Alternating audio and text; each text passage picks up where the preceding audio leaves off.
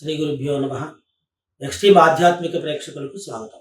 కొత్త వాహనం కొన్నప్పుడు వాహన పూజ ఎందుకు చేయాలని చెప్పి ఒక చిన్న క్వశ్చన్ వేశారండి ఇక్కడ. ఆయన ఏంటంటే ఎప్పుడైనా సరే మనం ఒక కొత్త వాహనము, కొత్త బట్టలు, లేకపోతే ఏదైనా కొత్త బ్యాగ్ కొనుక్కుంటాం, లేకపోతే కొత్త ఫోన్ కొనుక్కుంటాం. ఏదైనా కొత్తది అనగానే మన మనసులో ఒక మంచి ఇష్టం ఏర్పడుతుంది.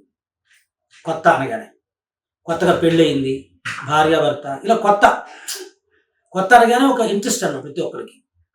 అంటే మనం కొత్తగా ఏదైనా ప్రారంభిస్తున్నాం కానీ మనసులో హుషారు ఉంటుంది. ఆ తర్వాత మనం కొనుక్కోగానే పక్క వాళ్ళు కొనుక్కోలేదు కదా మరి.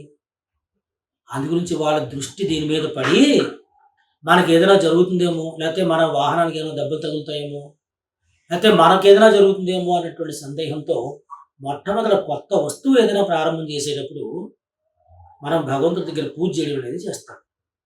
ఎందుకు?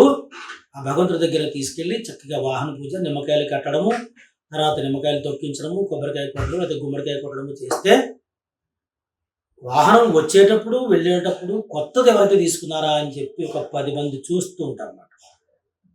ఆ వీధిలోంచి వచ్చేటప్పుడు చాలా మంది చూశారు, ఈ వీధిలో తిరిగినప్పుడు చాలా మంది చూశారు, గుళ్ళోకి వచ్చినప్పుడు కూడా చాలా మంది చూశారు. ఆ దృష్టి పోవాలంటే ఖచ్చితంగా పూజ చేయాల్సిందే. అందుకే కొత్త వాహనం కొన్నప్పుడు పూజ చేస్తే యాక్సిడెంట్స్ జరగకుండా, కొంచెం మనం పూజ చేసుకున్నాం కదా అని చెప్పి ఒక మనస్సు అలంకారంతో నిండిపోయి ఉంటుందన్నమాట. ఎప్పుడైతే మనస్సు అలంకారం లభించిందో ఎటువంటి దృష్టి దోషము మనకి తగలదు.